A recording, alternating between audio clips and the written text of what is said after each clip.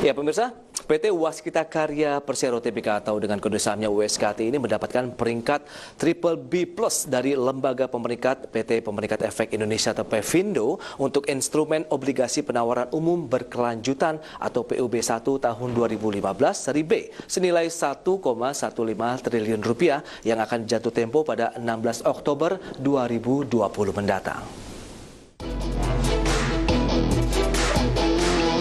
Sebagai catatan, penegasan atas peringkat obligasi Waskita tersebut disampaikan oleh PEVINDO melalui siaran persnya pada 19 Agustus 2020. Peringkat yang disematkan pada obligasi tersebut merefleksikan kemampuan likuiditas yang memadai dari WSKT untuk menyelesaikan kewajiban pembayaran obligasi dan kewajiban jangka pendek lainnya.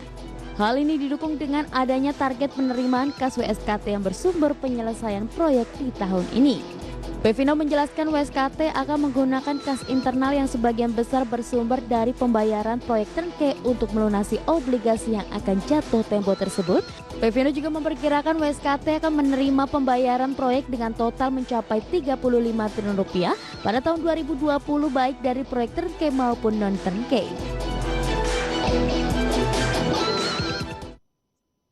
Dari pergerakan secara fundamental dari Waskita Karya Persero Tbk, selengkapnya bisa Anda saksikan di layar televisi Anda kembali. Ya, kita akan cermati secara fundamental bagaimana dengan kondisi dari Waskita Karya, di mana kinerja year to date dari pergerakan WSKT masih bergerak positif hingga 55,5% di level 660. Dengan PE ratio sekitar 50,77 kali, dengan net profit di sepanjang semester 1 2020 atau tahun ini mencapai 42,7 miliar rupiah. Adapun market cap dari Waskita Karya mencapai 8,96 triliun rupiah. Ya, seperti yang bisa Anda saksikan di layar televisi Anda, itu dia untuk pergerakan dari WSKT. Baik, kita akan lanjutkan kembali perbincangan bersama dengan Bapak Alfred Nainggolan. Ya, Pak Alfred.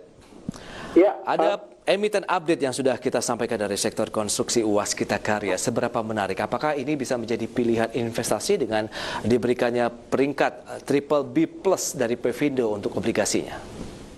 Ya, kalau menarik memang secara sektor konstruksi relatif bisa dikatakan sektor yang cukup banyak terimbas oleh COVID ya. Kita lihat beberapa karya kita juga merilis kinerja yang bisa dibilang cukup turun di kuartal kedua. Baik. Jadi kalau dibilang menarik untuk saat ini, kita lihat bahwa menarik lebih karena memang koreksi harganya yang sudah cukup dalam dari sisi harga. Tapi sekali lagi bahwa koreksi itu juga dipengaruhi oleh faktor penurunan bottom line yang juga cukup drastis. Jadi bisa dikatakan bahwa untuk menarik faktor fundamentalnya yang terganggu di sektor kedua, di kuartal kedua oleh faktor COVID, kita melihat bahwa karya memang relatif bukan sektor yang atraktif ya untuk dicermatin untuk saat ini. Tapi menurut Anda dengan adanya utang jatuh tempo begitu yang dilakukan juga untuk refinancing nampaknya, karena kita lihat di sepanjang tahun ini saja ada hutang yang harus ditanggung oleh Waskita Karya senilai 4,1 triliun rupiah, sementara ini hanya 1,15 triliun yang sudah mendapatkan peringkat triple B+ tadi dari PEVINDO. Ya, kalau bicara memang likuiditas menjadi isu yang sentral, tidak hanya di Waskita, tapi di beberapa BUMN karya yang lainnya. Yang kedua, kita lihat memang kalau kebutuhan kita cukup memungkinkan dengan peringkat tersebut ya, karena kita tahu bahwa dalam tahun ini dari sisi keterbukaan informasi di Persero sendiri, manajemen menyatakan bahwa mereka akan dapat dana dari turnkey pelunasan.